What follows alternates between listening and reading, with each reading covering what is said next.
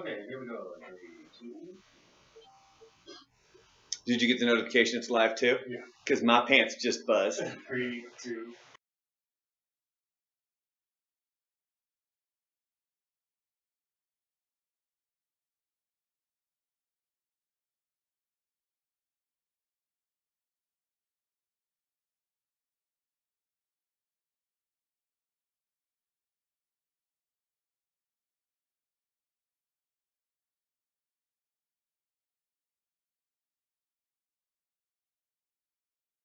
Still?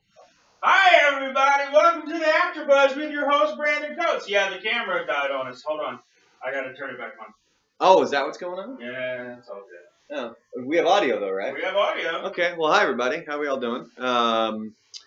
It's another weekly edition of the AfterBuzz here in coming to you from rainy El Paso, Texas today.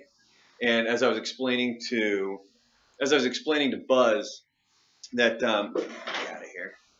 I was explaining to Buzz because we were talking about how the rain hits and all of a sudden all the roadways turn to shit and everybody forgets how to drive, yada yada yada.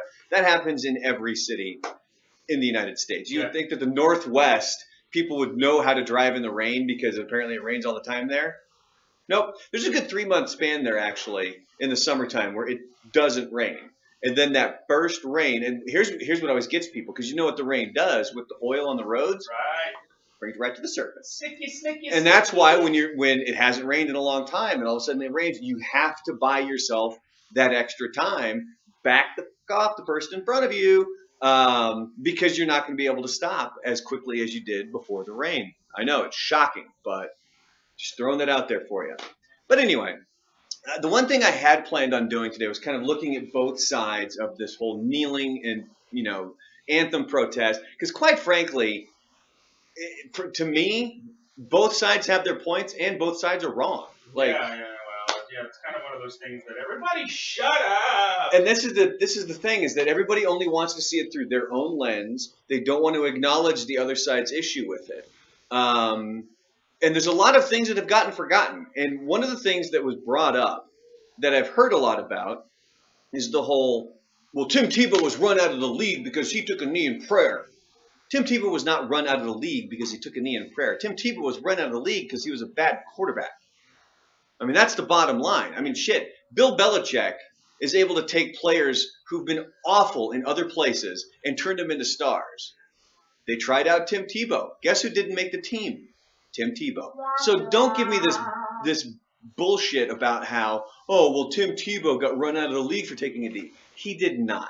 Pull your head out of your ass. He was just a bad quarterback. And I actually had written down a bunch of stats here with a bunch of different quarterbacks. I took Colin Kaepernick, Tim Tebow, and then I took some other guys. I took Mike Glennon, who's technically the starter for the Chicago Bears right now, Blake Bortles, a guy who had a really good rookie season and then just kind of fell off, and Andy Dalton, the quarterback for the Bengals, who there was talks before this game in Green Bay that they wanted him benched and to possibly bring in Colin Kaepernick. And I looked at their statistics as a whole as percentages because I was like, you can present, hey, here's their stats. Which quarterback would you want? Right. But you can really only do that with percentages, because if I were to give you the actual, like the numbers, like here's how many touchdowns they've thrown, if you have an idea of how long their careers have been, you'd be able to pick out who the hell they are. And they're all almost identical, except Kaepernick and Tebow, not quite as good in a lot of aspects compared to the other guys. But Kaepernick was a good quarterback. Serviceable, I think, is probably what I would say about him. The biggest problem with Kaepernick is that he and Tim Tebow had the same problem too. Neither of them could stay in the pocket and play the quarterback position. They just couldn't. They couldn't do it. And that's what you have to be able to do in the NFL. The second they were forced to stay in the pocket, they became more than mediocre and they threw a lot of interceptions. Neither of them was accurate.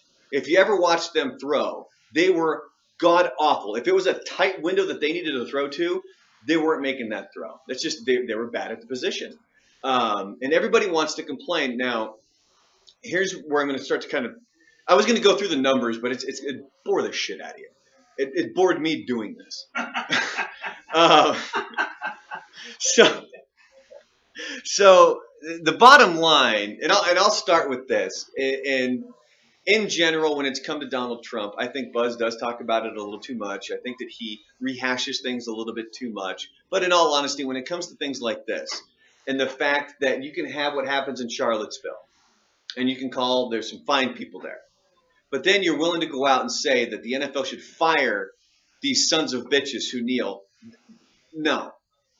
I'm sorry, I can't. No, I can't. If you think that that's okay, you might want to check what you're perceiving that as.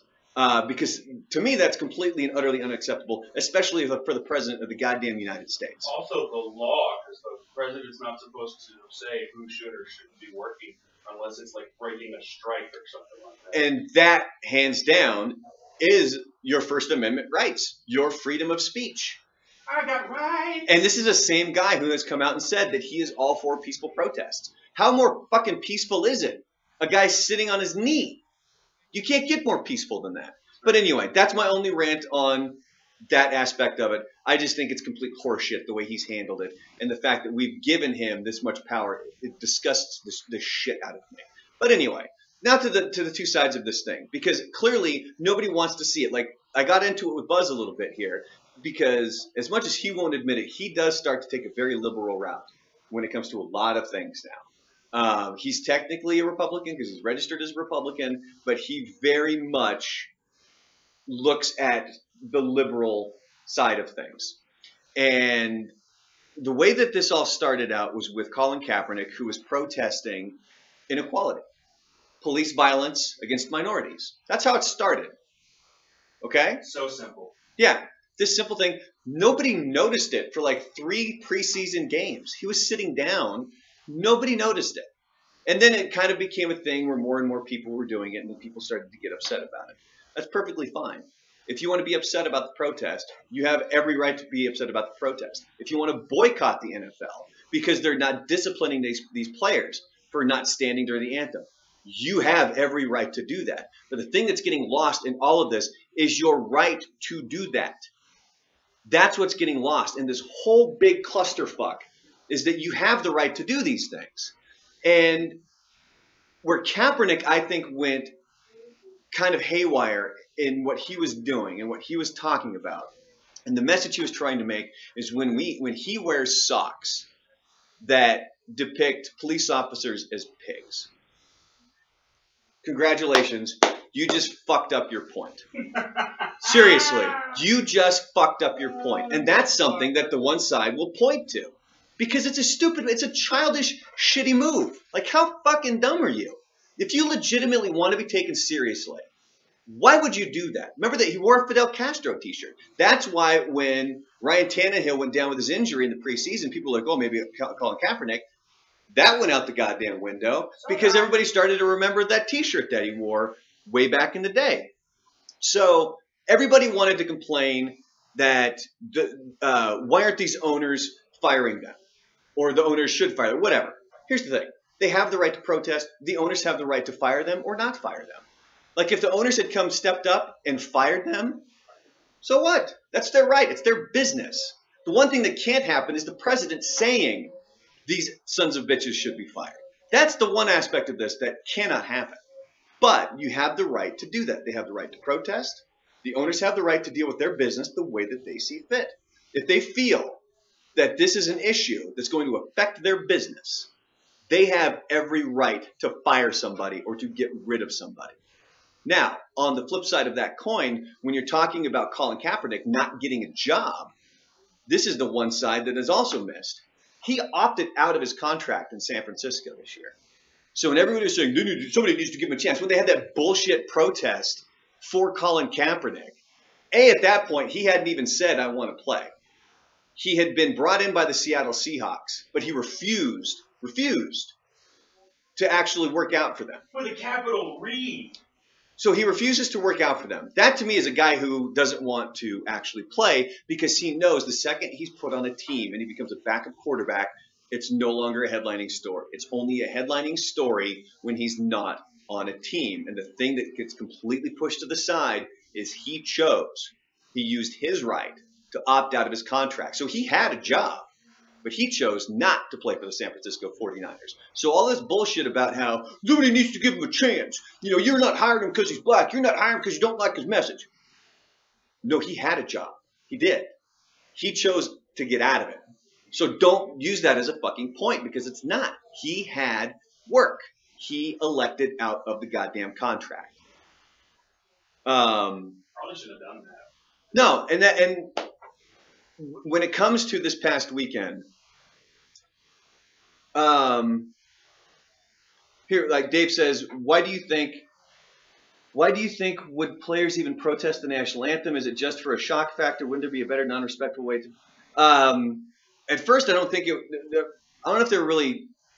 But then again, if you hear, have you ever read the entire lyrics to the national anthem? The whole thing. It's pretty fucking racist. So I don't blame them for kneeling or sitting during the national anthem, because go Google the rest of the lyrics to the national anthem. It's really racist. We only sing the first.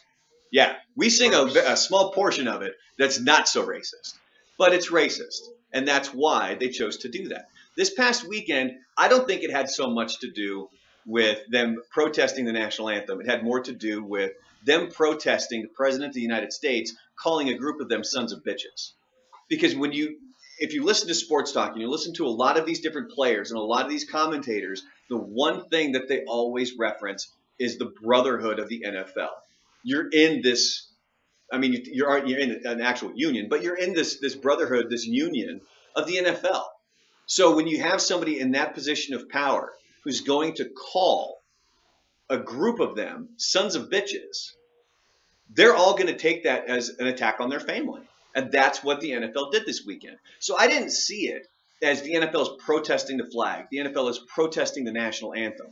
They're protesting somebody in a position of power attacking one of their own. And that's what they did. That's what the locking of the arms. That's what the kneeling is, that it was a sign of unity and a sign of we're here together, which unfortunately the president doesn't fucking see. Because in all honesty right now, he doesn't want to unify anybody. He doesn't want to make America great again. He wants to divide as much as he can. And he's playing to the bottom of the masses. The fucking dummies out there who, when he's in Alabama and he says, we should fire those sons of bitches, and he gets fucking hooting and hollering from those toothless fucking rednecks in the crowd, that's who he's playing to. Congratulations. It's worked so far. But if you don't see this, you are blind to it. But in regards to people being upset about them kneeling, that's perfectly fine. You have every right to be upset. You have every right to boycott. Because look at some of the other things they've done. Bring back the point the socks, where Colin Kaepernick portrays police officers as pigs. Bullshit move. Childish move. Stupid fucking move. You lose your point when you start doing stuff like that. But nobody wants to see these, like, all aspects of it. Everybody wants to sit and complain. Everybody wants to blame the other side. Well, they're doing this. That's what 6-year-olds do, right? That's exactly what 6-year-olds do. Everybody that has gone against Trump ends up losing every time. We will see what happens next. That's Rodrigo. Hey, by the way, Rodrigo, we do need to go 4 million again. And Rodrigo, you actually could not be more wrong. The last time Donald Trump went up against the NFL, he got his fucking ass handed to him. Is he on a winning streak right now? Yeah. Because I would say he's playing to the lowest common denominator of people. And unfortunately, that's where our country has been drugged to at this point. It's because rather than people wanting to get together to discuss the topics, to actually find solutions, they would either piss and moan about the other side of the aisle. Well, they're doing this. Both sides do it. This is what I tried to bring up to Buzz. We were talking about liberals. You want to talk about the side that's the worst at saying we're all about free speech, but only as long as you agree with me? Holy fuck. Go take a trip through Portland, man. Yeah. Go take a trip through Portland. That's all you fucking hear downtown. Is that we want free speech, we want everybody to have their own rights, you should be able to do this, but as long as you agree with me. Hands down, that is what they fucking do. And it is disgusting, because it is the complete misuse of the rights of every American. I don't have to agree with everything, but you have the right to do it. America. If you want to boycott the NFL, have at it. If you want to take a knee during the national anthem, have at it. I don't have to agree with either of them. I can think they're both fucking stupid, which I do. I think at this point, they've both become fucking stupid. I just want to watch football. But then again, I've also kind of been on the train now at this point where I've been almost like, did I bring this up before about how I'm starting to watch more soccer and it's starting to like concern me a little bit? Yeah. I don't know about concern me, but like football in general has just gotten kind of to me. Like I'm not really a big fan of the product they're putting on the field. The first 2 weeks of the NFL season sucked. Last weekend was great. You had a fantastic Thursday night game between the Rams and the 49ers. You had Sunday kickoff with the Jaguars beating the hell out of the Ravens, which was unheard of. The Bears beating up on or beating the Steelers. The Patriots-Texans game going down to the wire. Like, there was some amazing football played this past weekend. And unfortunately, when we come in on Monday and when we come in on Tuesday, we have to talk about this stuff rather than just being able to talk about the football. It was good stuff. Patriots defense blows, by the way. Oh, my God. You want to talk about giving me a heart attack? Oy. Defense sucks.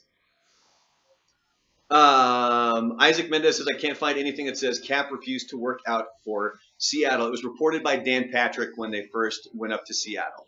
They brought him in. They were going to possibly sign him as a backup because Trayvon Boykin is one arrest from just doing fucking 5 to 10.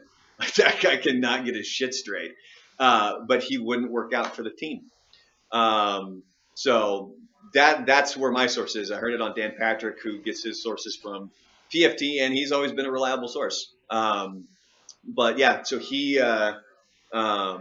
this whole crap about Kaepernick not getting a job, it all starts with San Francisco. They said we want him to play. Like, they said that. And he chose not to play there. So don't give me this runaround of, oh, well, he needs to be hired for a job. The owners don't have to hire him. That's another right that they fucking have. But just because you think that they're choosing to not hire him for this specific reason, that's not a reason to force them. What are they going to do? Is the government going to step in and say, you need to hire this person? You can't fucking do that. These are the rights that everybody in this country is given. And to get upset about it, fine. Don't want to be happy with it? Fine. Boycott? Fine. But to think that you're going to have the ability to force a team to hire somebody is complete bullshit. You can't do that. That's taking away their right. Orlando says, go Jets, Jets, Jets. Jets suck, suck, suck. Although they did beat the Dolphins on Sunday. That was another game. Jets beat the Dolphins. Look at that shit. Anyway, Scott, you going to say something? I said we can solve all these problems in America with legal weed. That was kind of a. Throw that out there. That was actually. If everybody could just get stoned and chill the fuck out for a little bit. And just fucking stop. Watch some TV, eat some Doritos. Eat some fucking, whatever the fuck. Eat some brownies and go watch some Rick and Morty. Let's get swifty. Let's get swifty. But yeah, that was one of Joe Rogan's old comedy bits. Was he talked about how he could solve the Middle East crisis. Oh, yeah. You just bring a jetliner in there and you drop down a bunch of psilocybin mushrooms and like weed smoke, and you smoke everybody out and just, and there you go. Charlie says, just leave politics out of sports. That's difficult to do when the president of the United States is the one doing it. Obama did it too. Yep. So if we're going to call Trump out for doing it, we have to call Obama out for doing it. But that's the problem. If you're a Trump supporter, chances are you're like, oh, it's okay now because Obama did it first. But if you're an Obama supporter, you're like, well, he was talking about something different, but it's not okay the way Trump handled it. No, fuck. This boggles my mind how people can have such tunnel vision and only look at one aspect of it. I get if you're a Democrat. I get if you're a Republican. Me personally, there's no chance I'm going to be on either side. I will never register for a party because I'm not going to agree with what they say. Shit, I voted mostly Republican in the last election. The one before, I think I voted mostly Democrat because it completely depends on who the fuck is running and what the issue is. I think the problem is they call them parties. There's nothing party about it at all. They should call them really boring, miserable, angry clubs. Yeah, there you go. Charlie says he's calling out the players, but there's a problem with that too. The fact the players have a platform that most people don't have. And if you come from a community, now granted, Colin Kaepernick grew up kind of, I guess, highfalutin. Like, I think he was adopted, and he never, really faced a lot of the stuff that some of these other players come from. But if you have that kind of a platform to be heard and to have that kind of a voice, and you don't use it, then you're missing out on that. Just because you don't like it in sports, here's the thing. If you don't like it in sports, don't watch sports. If you're not happy with that person's doing, that's your right. That's the only thing that you can do about it. Because for them, I would guarantee if there's something that it doesn't matter what the issue is. If there's a player who thinks that something needs to be dealt with, and it could be a Republican, it could be a Democrat, it could be black, it could be white, it could be Asian, it could be any fucking race, it could be male, it could be female, it could be whatever the fuck. If there's something that they think needs to be brought to the attention of the public and you have that platform, you should utilize that platform. Some players choose to, some players don't choose to. The NBA did it last year with the I Can't Breathe t-shirts. So you may like it or not, but we're in a different world now where the players have more access to the public. Social media, Instagram, Twitter, Facebook, all of these things give them a louder voice. Like I guarantee the 90s would have been significantly different. When it came to like guys like Michael Jordan, like there's a reason Michael Jordan has this aura about him of being the greatest of all time because nobody knew anything about the guy. Yeah. He never said anything in interviews. He never took a side. All the dude did was win. So, place and time, they picked the wrong time. That's your opinion. And you're perfectly entitled to that. So why are they so special? Because they have the platform. Is there people spending thousands of dollars to come see you play? No.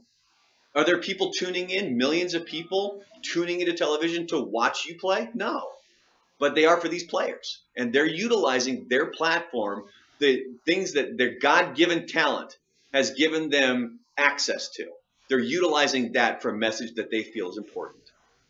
Do they miss the point sometimes? Yeah, Colin Kaepernick and his pig socks. That's the bottom line, is that they're using the platform, hands down. Have other days? Okay, I'm not. Charlie, you can keep typing, but we're just going to disagree on this one, hands down. They're choosing the platform. I saw another video yesterday where a guy was talking. Some commentator was saying basically what this guy in the Facebook chat is talking about, how choose a better place and a better time. Do it on your own time, was what this one guy said. And it was Jim Jeffries, I think is what I was watching. You ever watch the Jim Jeffries show now? No. I watched a brief clip last night, and I've always liked Jim Jeffries, and it's pretty brilliant. I like and stand-up. and he makes this comment about how, because that's when protests do the most, is when you're fucking alone, when you're by yourself. No, you're going to do it in a public forum. That's when you, like... That's the point of protest. Yeah, it's so that other people see it. And this is the other thing. If you don't like to protest, that's fine. You don't have to. But that's their right. And as long as it's a peaceful protest, that's perfectly fine. It's the rioters and shit that bring it down for everybody else. Orlando wants to change the topic here. Will UTEP get a better coach for the football team? I don't know, man. I went and watched one UTEP game. Oh, that was rough, man. I went and watched them play Arizona. And it's like they're that team that give you like that slight glimmer of hope for about 5 to 10 minutes. And then they just crush you. I think it was in the second quarter. It was still a relatively close game. And I can't remember if Arizona turned the ball over or they had a really bad punt. But UTEP had great field position. They're like on the 40 or 45-yard line of Arizona. Things are going well. They're moving the ball. It was after a deep pass. They had just completed a deep pass, and now they're in Arizona territory. On the very next play, I kid you not, the very next play, the quarterback drops back to pass. He starts to feel the pressure, and one of the Arizona players grabs his jersey. And and rather than just taking the sack, he goes, like, it just lobs the fucking ball up, and it lands right into the breadbasket of one of the Arizona players. And for the 2,000 people that were in the stadium, just sucked the life out of the place. It's like, dude, it was so like, there was just a little glimmer of hope. Like, this team knows what they're doing. This team is good. It's like, but we're ultimately going to stomp on our own feet. And we're just going to kick ourselves in our own ass. So, anyway, Scott, do you have anything to add here on this one? Because kind of extended. If you guys want, you can type up any comments in the chat here really quick. I'll give you about 60 seconds to type anything if there's anything else that you want to bring up. Next week will be a lot lighter after Buzz, because I think we're going to try to start doing the drawing competition where Scott will give maybe me and Buzz like a topic or something. I tried this with Buzz earlier, and we did it with Yoda, where I just gave him a piece of pen and a paper, and I said, draw Yoda. And so he did. And then what I did is I went around the office trying to see if people could figure out what he drew. Yeah. It looked like Dobby from Harry Potter, but there was a couple people who got Yoda because after the fact he included a cane on the gun. Oh, well, yeah. So, but that was after. I think I gave him 60 seconds to draw it. But no, it totally looked like Dobby. I got to see if I can find that. But that's something we're hopefully going to do next week. Is we're going to do this kind of like a drawing competition to see just what goes on in our own brains when Scott just gives us something completely random and see what we can draw and come up with. I'm not fun with that. And on that note, Scott, you got anything else? No. Nothing Louisiana? Nothing happening down there? Oh, if there is, I don't know where here. I'm not there anymore, so. No, you don't want to check on your family? Nothing? I mean, my family, but, they're not doing it. Is everything good with the family, My Scott? uncle retired. Oh. That was nice. They had a party, but not a Democratic or a Republican party. An actual party. See, and it all comes back to politics. See, it doesn't matter where you go. What? It's always going to come back there. Oh, I guess I can say I turned the green screen on for my camera now. Oh, fucking sweet. There's the camera. I forgot where the camera was. Yeah. It's a balloon. Yeah, it's a balloon. It's a balloon. Oh my god, it looks like that chair is literally like the balloon's going to pull that chair up. Pulling the chair up. Son of a bitch. Yeah. All right, well, on that note, we're going to wrap this episode of the AfterBuzz up. We'll see you tomorrow. We do know that a lot of you guys in the YouTube or the Facebook chat liked the YouTube black hole that we did on Monday. So I went over it with Buzz, and hopefully we're going to do more of the YouTube black hole, because if you've ever been on YouTube and you watch one video, over on the right-hand portion of the page, they have the recommended ones. 15 minutes goes by, all of a sudden you're watching something that is completely nowhere near linked, or at least in your brain, nowhere near linked what you were watching originally. That's my entire life, actually. Yeah, so there you go. All right, well then you guys have yourselves a glorious Wednesday. Stay dry, stay safe, give some extra time to the person in front of you, and we'll be on air tomorrow. See you next week.